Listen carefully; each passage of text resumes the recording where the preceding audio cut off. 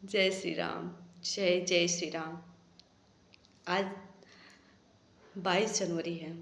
आप सभी लोग को याद होगा 22 जनवरी 2024 को राम जी को उन फिर से एक बार अयोध्या में उनको लाया गया। हम दीपावली क्यों मनाते हैं? राम जी 14 वर्ष बाद अयोध्या आए थे, अपने जन्म स्थान आए थे। इस वजह से इस खुशी को वहाँ के नगरवासी और सभी लोग उत्सव के रूप में, दीपावली के रूप में मनाएं।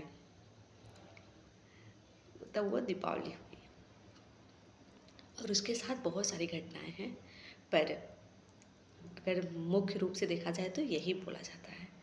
और इसी तरह कलयुग में कितने वर्षों के तप के बाद, कितने वर्षों के परिश्रम के बाद, कितने वर्षों की पूजा के बाद प्रतिफल के रूप में 2024 में 22 जनवरी को राम जी फिर से अयोध्या में उनको एक स्थान मिला।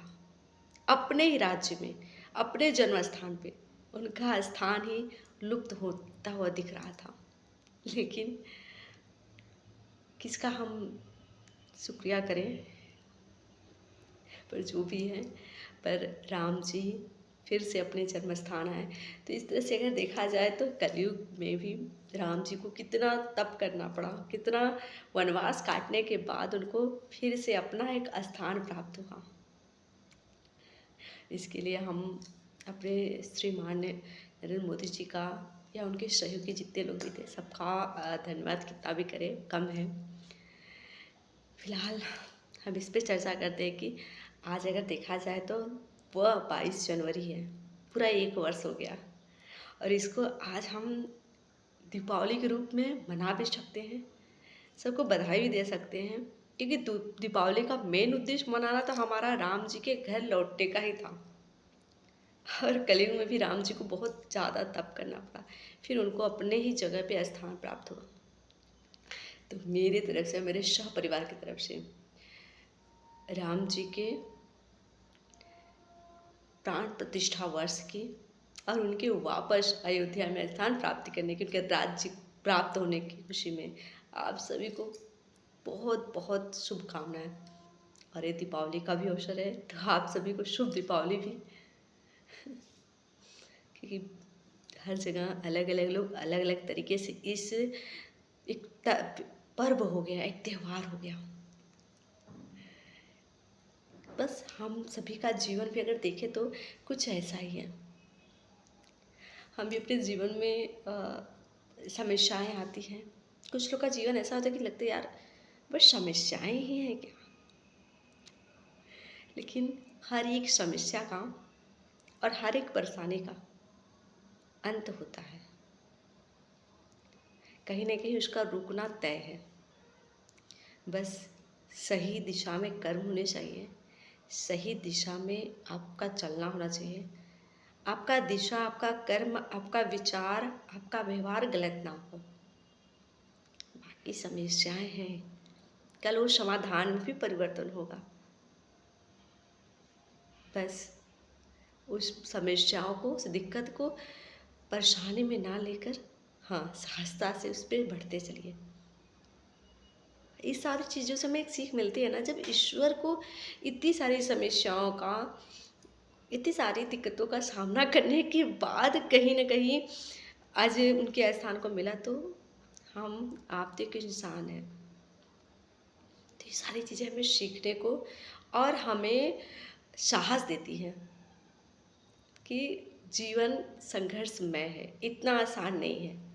अगर किसी के जीवन में बहुत सारी दिक्कतें हैं, परेशानियां हैं, उतार चढ़ाव है, तो उससे घबराइए नहीं, हार मत मानिए।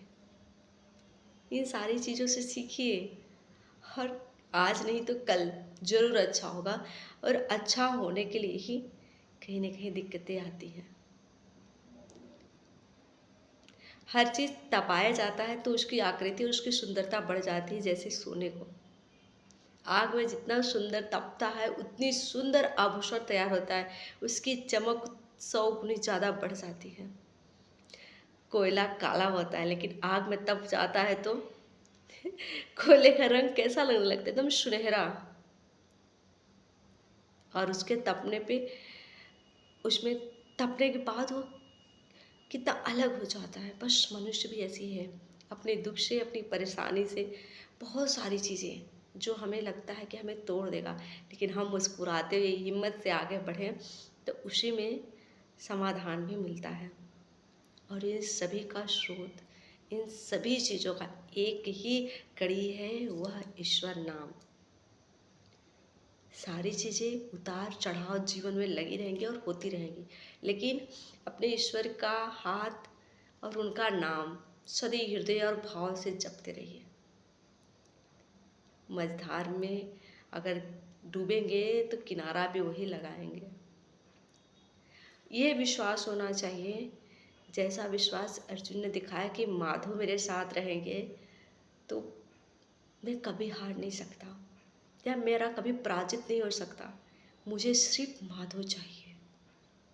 तो बस वही अर्जुन वाला विश्वास, मतलब विश्वास बस यही हो कि बस हमारे इष्ट हैं, वह है तो हर समस्याओं का समाधान है। बस हमारे कर्म अच्छे होने चाहिए, हमारे कर्म, हमारी वाणी, हमारा व्यवहार, हमारा विचार अच्छे होने चाहिए। और वह विश्वास रखिए कि बस प्रभु है।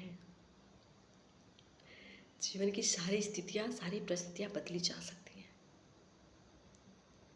खुद पे भरोसा और अपने ईश्वर पे दृढ़ भरोसा, प्रेम के साथ आगे बढ़ते रहिए।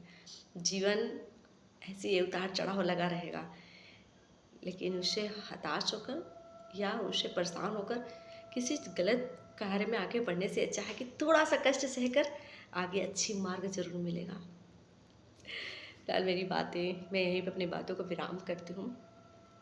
आप लोग भी अपनी बातों को जरूर साझा कीजिएगा। जय श्री राम।